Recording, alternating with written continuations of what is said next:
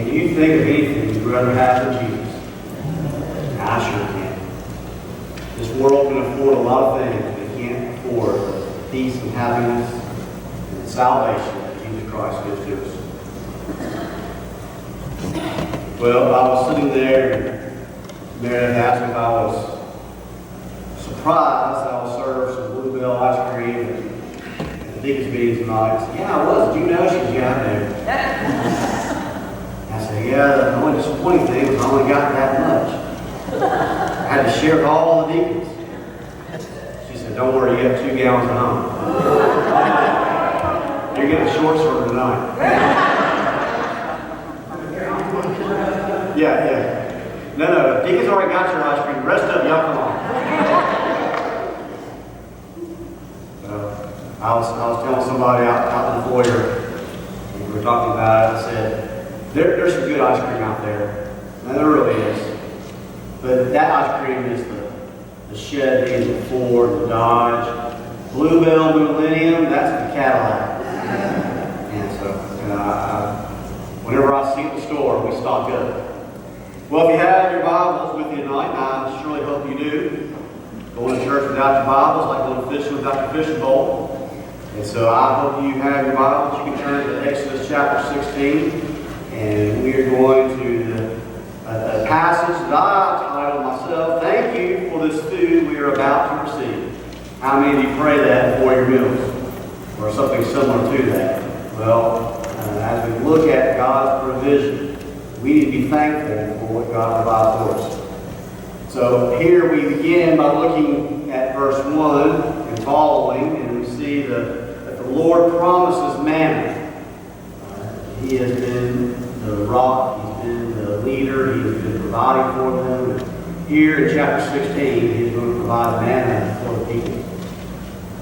So in verse 1, and they journeyed from Elim, and all the congregation of the children of Israel came to the wilderness of Sin, which is between Elim and Sinai, on the 15th day of the 2nd month after they departed from the land of Egypt.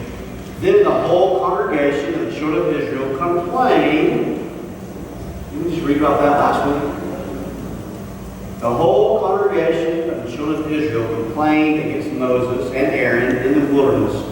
And the children of Israel said to them, Oh, that we had died by the hand of the Lord in the land of Egypt, when we sat by the pots of meat, and when we ate bread to the full. Typical Baptist right there. For you have brought us out into this wilderness to kill this whole assembly with hunger.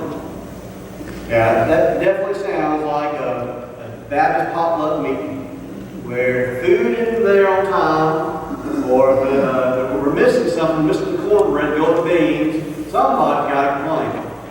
Well, we can't be too critical of the Israelites for their complaining, because we do it all the time, don't we? I'm probably getting in trouble for doing this, so I'm going to ask for permission to do it, and y'all can come and reprimand me later. Right now, go ahead and give me a show of hands. How many of you are cold? 5, 6. Is anybody hot? 5, 4, 5. Anybody just right? Okay, so it's fairly balanced. There's a lot more who are in the middle. But you got some who are too hot, some who are too cold, some who are just right. You know what that means? We ain't going to make everybody happy. It's impossible. It's true. In fact, I was sitting there just a little while ago thinking, how can we fix those things? They stop blowing in certain areas where people sit and they're too cold. How can we get the blow in areas where people are too hot? We can't. We just can't. In fact, David told me something that's really good that some group did. And they said, they're talking about the sound. But he said, yeah, Blue Ridge, and they said, they're talking about the sound. So we're going to do it here. For those who raise your hand if you're too hot, raise your hand again. Raise your hand if you're too hot. There's about 5 of you. Raise your hand if you're too hot. Okay. Yeah, now you're changing hot. All right, now if you raise your hand if you're too cold, raise your hand again. All right, you all switch places.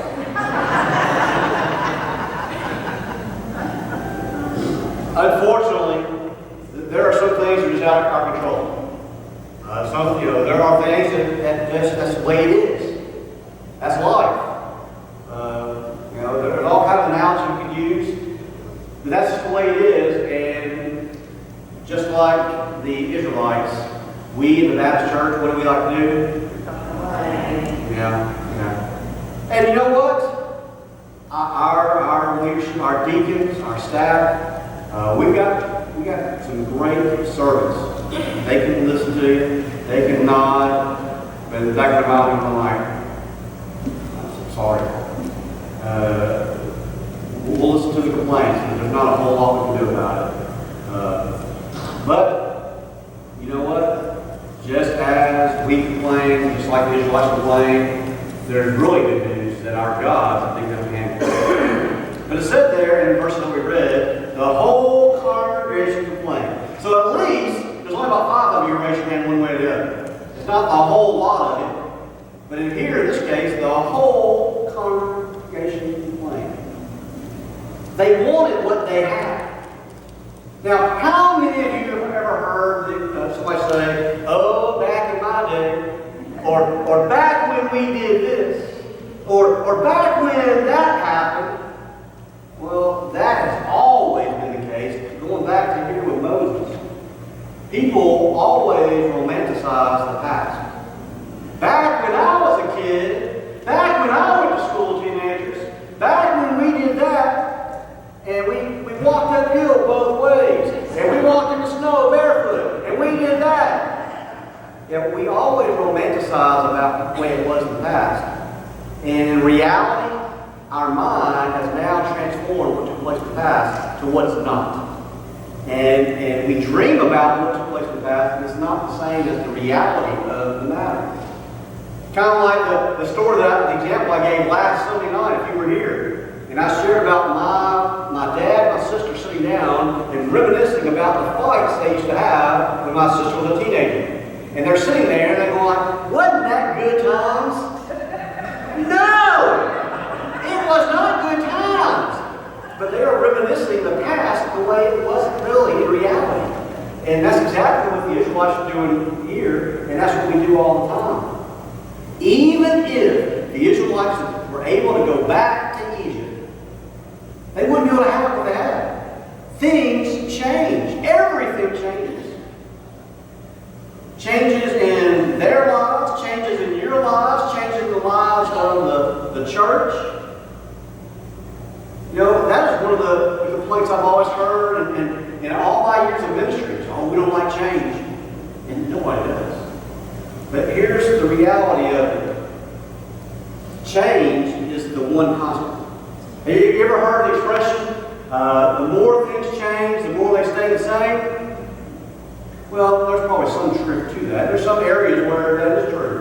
But the reality of it is it's not so much that the more things change, the more they stay the same. The one thing that stays the same is that everything's always changing. Yeah, everything's changing. But here is the way God look at it. Is change going to happen to me, or am I going to make a change? Am I going to be the instigator of change? Am I going to be the one that makes the change happen the way I think it ought to happen? And in reality, the way God wants it to happen. Am I going to be the instigator of change God's way, or am I going to let change happen to me and I get run over? That's when we complain. That's when it hurts, when change hits us square in the face. But if we are the instigator of change, if we are seeking God's will, and we are doing what He wants us to do, and we are the ones who are instigating the change, then it doesn't hurt us so bad, does it? And we see the direction that God is leading. And so the Israelites are complaining because everything's changed. It's not the way they dreamed. It's not what they were romanticizing about just a few months earlier taking place. This type of complaining that we see with the Israelites is self-centeredness. Now, we can be very critical of the Israelites, but folks, when we complain, whether it's your life, your family, your job, your church, your whatever, maybe you're complaining about something that's happening in the community. Maybe there's some change taking place in your neighborhood, some change taking place in your family. And when you're complaining about that, you're looking inward. and not outward. So let's not be self-centered.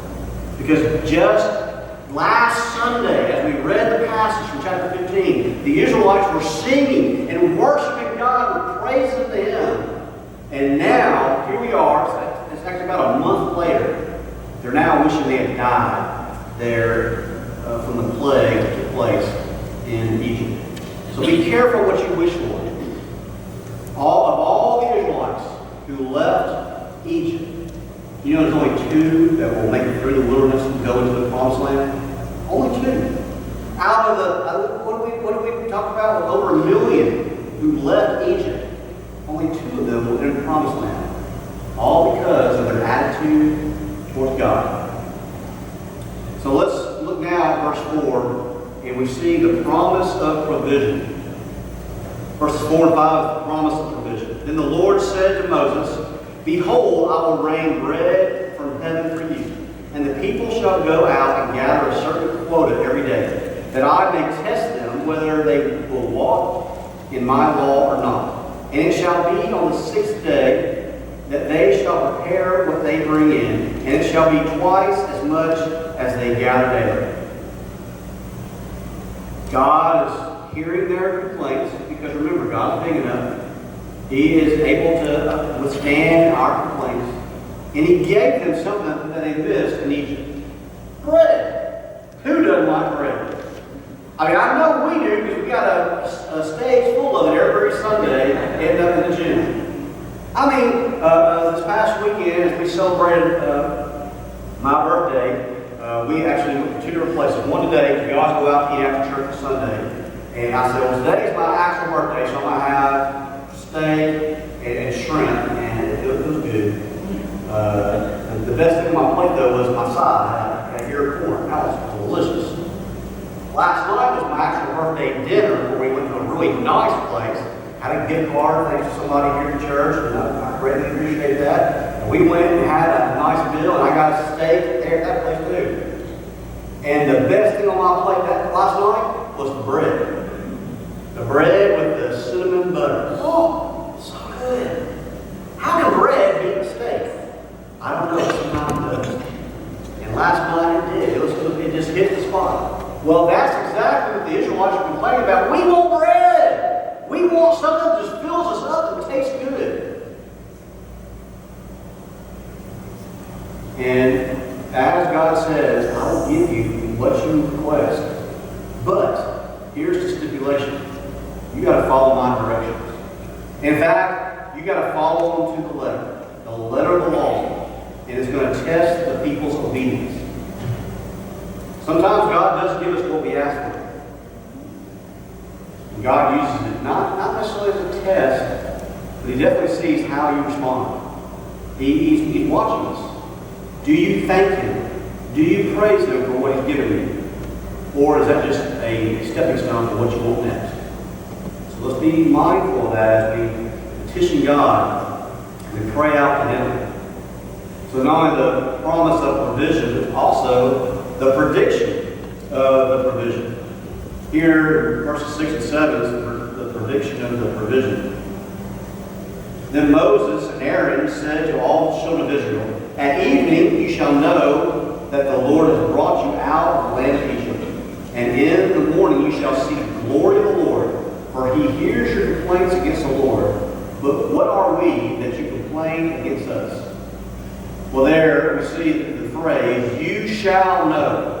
That is the very theme that I gave the book of Exodus. So that all may know that I am God. As He brought the plagues on Egypt, and as He led the children through the wilderness, and then as He brings them into the promised land, it is so that the world may know that He is God. And the world saw His mighty hand at work through the plagues, through His miracles, through His guiding and leading His people. It's so sad that the children of Israel still have to be shown who God is. I mean, He had done these plagues, and they watched it happen. Just last Sunday, as we looked at this passage, Moses struck the rock and water came out. And the people still don't know who God is. Folks, I wonder shower of blessings. God is doing so much, and God has given you the greatest gift ever to mankind through His Son, the blood of Jesus Christ. And oftentimes we doubt Him, or we neglect to thank Him and call upon Him. We neglect to build our relationship with Him. We need to know who God is and value our time with Him and make that time grow so we become closer to Him and more like Him. In Psalm chapter 78, we see a great overview of what is taking place right now in this passage in Exodus. In Psalm 78, beginning in verse 17, it reads, "But they sinned even more against Him by rebelling against the Most High in the wilderness. And they tested God in their heart by asking for the food of their fancy. Yes, they spoke against God. They said, 'Can God prepare a table in the wilderness?' Behold, He struck the rock so that the waters gushed out, and the streams overflowed. Can He give bread also? Can He provide meat for His people?" Therefore the Lord heard this and was furious. So a fire was kindled against Jacob, or against the people of Israel.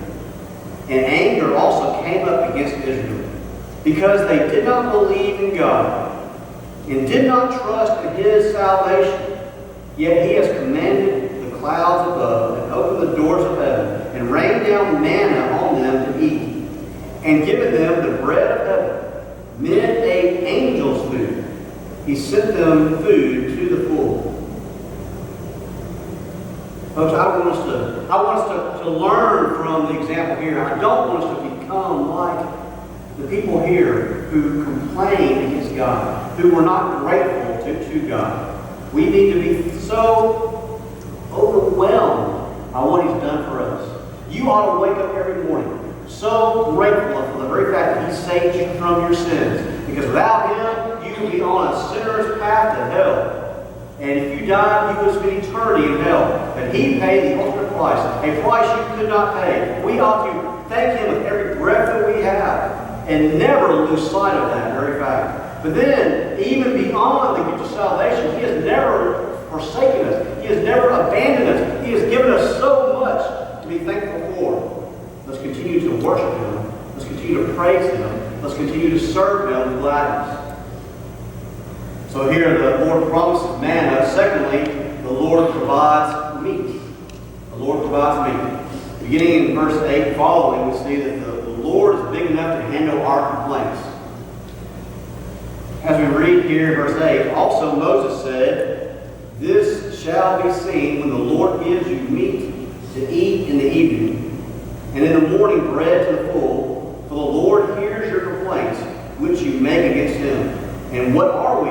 Your complaints are not against us, but against the Lord." Then Moses spoke to Aaron, "Say to all the congregation of the children of Israel, 'Come here before the Lord, for He has heard your complaints.' Now it came to pass, Aaron spoke to the whole congregation of the children of Israel, and they looked toward the wilderness, and behold, the glory of the Lord appeared in the cloud. And the Lord spoke to Moses, saying, 'I have heard the complaints of the children of Israel. Speak to them, saying, At twilight you shall eat meat, and in the morning you shall be filled with bread, and you shall know that I am the Lord your God.'" I would be mortified, absolutely humiliated, if somebody came to me and said, "God's heard your complaint. God has heard your bitterness. God has heard your bickering. God has heard how you complain against Him." That's exactly what Moses and Aaron told the people. Because that's what God has told them to let the people know. I don't think it made one bit of difference to them. Well, I'm so grateful that God is willing to forgive and forget and overlook. Because God does provide quail for meat and bread from heaven. Look with me in verse 13. "So it was that quails came up at evening and covered the camp. And in the morning the dew lay all around the camp. And when the layer of dew lifted, there on the surface of the wilderness was a small round substance as fine as frost on the ground. So when the children of Israel saw it, they said one to another, "What is it?" For they did not know what it was. And Moses said to them, "This is the bread which the Lord has given you to eat." So we see now the actual fulfillment. The promise was made of the bread coming. Now we see the fulfillment of it. And so not only did God promise to give them bread, we see it fulfilled, He also now gives them meat on top of that. In the 78th Psalm that we read a moment ago, in verse 27 it says, "He also rained meat on them like the dust, feathered fowl like the sand of the seas." I can't help. Y'all got to forgive me for this. Some of you already know, I love the Andy Griffith Show. It is my favorite show of all time. I think it's a classic. The older it is, the better it is. But man, that was just good, clean comedy. Well, one episode that I can't help but think of when I read this is an episode where Andy, how many of y'all watched the Andy Griffith Show? Just about everybody. All right. Andy and Barney and Gomer and Bob Shazam! Take Opie and some of his friends out for a camping trip. Well, some of the boys go out on this camping trip and they get lost. They're wandering and they get lost. So Andy goes one way and Barney and Gomer go another way. Well, it turns out that Barney and Gomer get lost. Can you imagine that? Well, Andy finds out about it, and he goes and he gets some food from camp that Aunt Bee made for him. And one of them is like a pheasant, I think is what it was in the show. And it's already cooked. Already just warm and delicious, I'm sure. And Andy takes that to them. Well, Barney is out trying to find his way, and he's getting really discouraged because he knows he's lost. He knows he doesn't want to admit it. This is Barney's life. Well, Andy finds Gomer. They got this little campfire started, or going because Andy put some matches in the hole, and Gomer got it going. And he puts this pheasant on a skewer, and it's going over this little bitty tiny flame. Well, Barney comes walking back up, and he goes, "What happened?" And Gomer again goes through this whole thing. "Well, you know that trap you said? It caught a pheasant." "It did?" "Yeah." And I plugged it and cleaned it and got it on this. And I think it's ready. And Barney says, "Ready? Y'all ready?" He goes, "Yeah, I think it's ready." And Barney goes, "Well, obviously, it's built by a handmade fire. It's got to get hotter and be more ready." And so then they eat this delicious food. They sit back, and the next scene is they're enjoying it. They're just, getting the meat off the bone. Saying, even Aunt Bee can't fix them that good. That's what nature provides. Well, I can't help but think about that episode. So see this right here. As God just provided them the quail, the meat to eat, or as Dan was mentioned, the fried chicken. That's what we'd ask for here in the South. But God provided for us. So I wonder, was it already plucked and clean and ready to eat? I just wonder, did God do all the work, and it's even better than what Aunt Bee would fix for him? I believe it was. I believe that God gave them exactly what they asked for, and then more. And then, on top of that, He gives them manna, which the meaning of manna is, what is it? What is this? We've never seen this before. What is it? And that's what the word manna means. There are two descriptions of the word manna that's used here. One is bread of heaven. Bread of heaven. Doesn't that sound good? I guarantee you, bread of heaven is better than anything you find on stage down there. Oh man, it's even better than what I had last night with that cinnamon butter. Bread of heaven. The other phrase that's used to describe what manna is angels' food. These are the things that angels would eat. Now, there are a few things out there that use that term. Angel food cake. Anybody like angel food cake? Oh, something with strawberries, cool with it, or whipped cream, or whatever. Oh, that's some good eating there. But when I was a child, there was another brand of ice cream that I used to like. It was called Angel's Food. Anybody ever heard of Angel's Food ice cream? Y'all missed out. I'm sorry. It was almost as good as Bluebell. It was good their homemade French vanilla, or this is plain French vanilla. Man, it was some good stuff. I don't think you can buy it anymore. It was called Angel's Food Ice Cream. It was so light and fluffy, nothing like anything else you can buy in the store. Well, I believe that this food that the Israelites got was so good. It didn't make them need to go back to Egypt anymore. It didn't make them crave anything else anymore. But we are talking about the Israelites, aren't we? Now, this is short-lived. But what God gave them was more than enough. We also see God's instructions in verses 16 and following. This is the thing which the Lord has commanded. Let every man gather it according to each one's need. 1 omer for each person, according to the number of persons. Let every man take for those who are in his tent. Then the children of Israel did so, and gathered some more and some less. So when they measured it by omers, he who gathered much had nothing left over, and he who gathered little had no lack.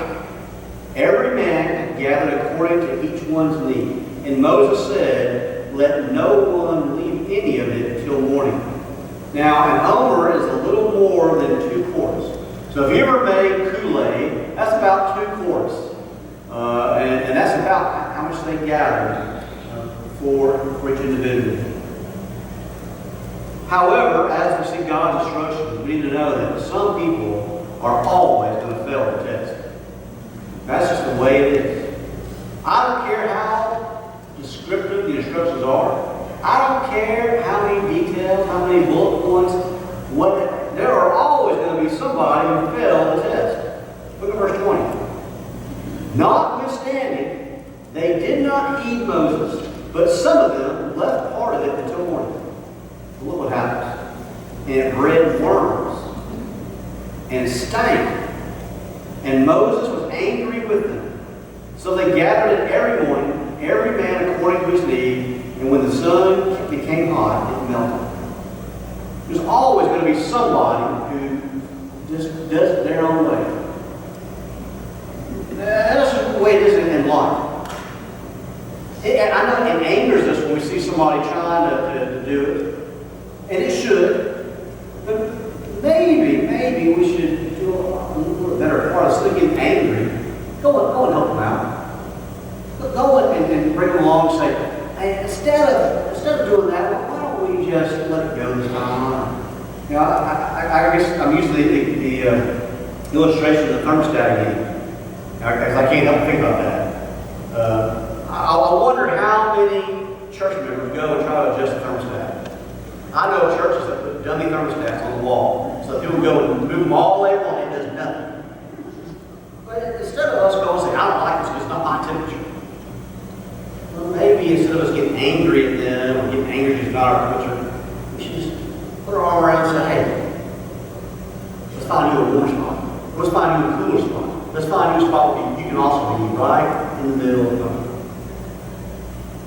complaining is always a part of life. It's always going to be in the church. Well, let's find ways to not fail the test. You see, God provided the bread for the people. Just like He provides the bread for you. How do He do so? Because Jesus is the bread of life. God has given you everything you need. There is nothing we need to complain about. Jesus is the bread of life. In John chapter 6, verse 32, then Jesus said to them, most assuredly I say to you, Moses did not give you the bread from heaven, but my Father gives you true bread from heaven. For the bread of God is He who comes down from heaven and gives life to the world. Then they said to Him, Lord, give us this bread always. And Jesus said to them, I am the bread of life. He who comes to me shall never hunger, and he who believes in me shall never thirst. So the bread that the Israelites gathered in the wilderness was a representative of Jesus Christ. It represented the offering, the gift that God has for us. It was not by Moses. Moses didn't go out and spread out the manna. God provided the bread for the Israelites. God provided Jesus Christ to be your bread of life. Third, verse 6 to 9, is that the Lord proclaims that the Sabbath be observed. He gives them more instructions. They need to honor and respect that seventh day. You know, here on Sunday mornings, we've spent 3 weeks looking at creation versus evolution. And today, we come to this great point where we see creation done God's way. And He created everything in just 6 days. I believe He could have done it in 1 nanosecond if He wanted it done that way. He said, I'm going to do it in 6 days. I'm going to spread it out so that I can say, this is good. And this is very good. And that's exactly what He did. But on the 7th day, what did He do? He rested. Show us an example that we have a 7-day work week. One day, we ought to take a day of rest. One day, we ought to reflect on Him. One day, we need to focus on our Heavenly Father and our Lord and Savior, Jesus Christ. So He says, remember the Sabbath and keep it holy. Look with me in verse 22. And so it was on the 6th day, they gathered twice as much bread, 2 omers for each one. And all the rulers of the congregation came and told Moses. Then he said to them, this is what the Lord has said. Tomorrow is a Sabbath rest, a holy Sabbath to the Lord. Bake what you will bake today, and boil what you will boil. And lay up for yourselves all that remains to be kept until morning. So they laid it up till morning, as Moses commanded, and it did not stink, nor were there any worms in it. Then Moses said, eat, that today, for today is a Sabbath to the Lord. Today you will not find it in the field. 6 days you shall gather it, but on the 7th day, the Sabbath, there shall be none. Here, the very same manna, the very same substance that God placed. It was no different, but now they gathered twice as much, and they could carry it until the next day, and it did not have worms. It did not stink. What changed? God provided what they need when they needed it. There may be times when you're crying out, God, I don't have what I need. He's saying, I'm going to give it to you when you need it. And right now I'm saying, not yet. Just trust in Him. Just know that He's going to take care of you. If He takes care of the wild, the flowers, the grass, the birds, all the beauty of nature, if He takes care of that, how much more will He take care of you who He loves so much more? Because as we said this morning, you are the prized jewel of creation. And He will provide for you when He says you need it. But yet again, once again, we see the Israelites failing the test. In verse 27, now it happened that some of the people went out on the 7th day to gather, but they found none. And the Lord said to Moses, how long do you refuse to keep my commandments and my laws? I feel bad for Moses. He had people that didn't listen to him, and God said, Moses, you're not doing your job. And I just imagine Moses saying, God, give me different people. Verse 29, see, for the Lord has given you the Sabbath. Therefore He gives you on the 6th day bread for 2 days. Let every man remain in his place. Let no man go out in his place on the 7th day. So the people rested on the 7th day. And the house of Israel called His name manna. And it was like white coriander seed. And the taste of it was like wafers made with honey. God has a plan. We may not understand it, but God's ways are always perfect. You see, the liberals always try to explain manna, and they really have no way to give a logical explanation. They're kind of dumbfounded when it comes to manna. And it's because it's a supernatural event. It's a miracle from God. And the liberals cannot describe or define a miracle. They think everything has to have a reason. Sometimes God says, no, you don't need a reason. I'm just going to do it because I can do it. That's exactly what He did with manna. Now, Warren Wiersbe, if you've ever read any of his stuff, I love watching or reading his books. He compares manna to Jesus. And I know this is taking the text and kind of I'm not going to say stretching it. It's just taking the text and using it to really make something very poetic. And so while I'm not so sure this is exactly what God meant, it does make you ponder. It does make you think. So I want to read what Warren Wiersbe does as he compares manna to Jesus. In verse 14, manna is small. And Warren Wiersbe says that this speaks to Jesus' humility. For he became a baby, and he left his home in heaven, and came and took on the form of flesh. He was a servant unto the people. In verse 14, it also says that manna was round. And this speaks of his eternity, for he is the eternal God. In verse 31, it says that manna was white. And this speaks of his purity and his sinlessness. He is the Holy Son of God. Verse 31 tells us that manna was sweet. And this speaks of his character, when the Bible tells us, "Go taste and see that the Lord is good." Then in verse 35, it tells us that manna was satisfying because the nation lived on it for 40 years. All that we need for spiritual nourishment is Jesus Christ, God's divinely given bread. And doesn't it make you just ponder on who Jesus is? It's poetic. I'm not saying that God did manna and that reason for those thoughts. But it does make you say, wow. It does make us reflect upon how good Jesus is to us. And finally tonight, we see that God wants this provision to be preserved. In verse 32, it says that Moses said, "This is the thing which the Lord has commanded. Fill an omer with it, to be kept for your generations, that they may see the bread with which I fed you in the wilderness, when I brought you out of the land of Egypt." And Moses said to Aaron, "Take a pot and put an omer of manna in it, and lay it up before the Lord, to be kept for your generations." As the Lord commanded Moses, so Aaron laid it before the testimony to be kept. And the children of Israel ate manna 40 years, until they came to an inhabited land. They ate manna until they came to the border of the land of Canaan.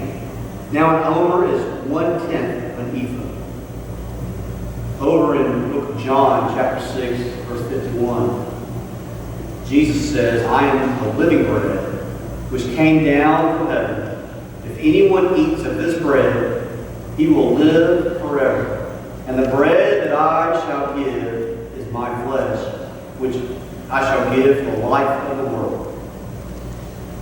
The Israelites were asked to preserve the manna, the bread from heaven, as a reminder.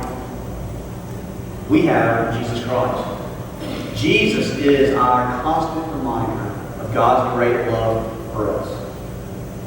He loves so much that he paid that ultimate sacrifice, laid down his life so that we might be saved. And just as I referenced it before, in Psalm 34, verse 8, "O taste and see that the Lord is good. Blessed is the man who trusts in him." God has provided you with the bread of life. He's offered it to you. Have you tasted and seen how good it is? Have you been nourished by the Spirit of God? If not, let tonight be that night where you trust in him to be your Savior. God wants nothing more than to have a relationship with you. This is your opportunity to respond to that. Maybe you're here tonight, Lord. You say, "Oh, Brother Chris, I know. I've tasted and seen that the Lord is good. He is Lord of my life. Praise God for that. But I got this other side of me that likes to complain. Or I got this other side of me that likes to do this. Or I've got this thing I hold on to and I'm not giving it to God." Let tonight be that night to give it up. Let tonight be the night where he transforms you into his likeness. Tonight, as we have our time of invitation, you might want to come and pray at the prayer altar. You might want to pray where you're seated. You might want to come and speak with me. However the Lord is speaking to you, respond accordingly. listen to His call on your life and give it to Him. Our Heavenly Father, we pray that tonight, as we have our time of invitation, as we have studied your Word and allowed your Word to pour into our hearts, God, I pray that your Word is resonating right now within our beings, and we are ready to respond to you. And we pray all this in Jesus' name. Amen. We stand with me here tonight as we sing our hymn of invitation. And as God speaks